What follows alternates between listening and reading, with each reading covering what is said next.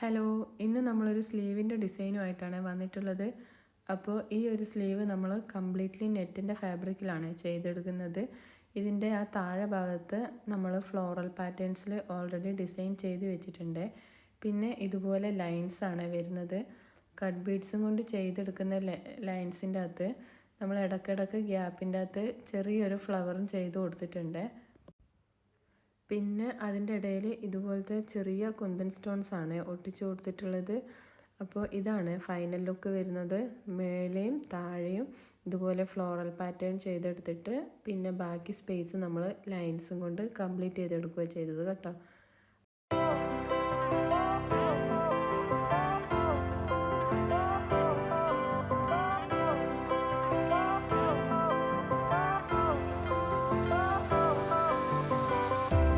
Fire went out, lights went down.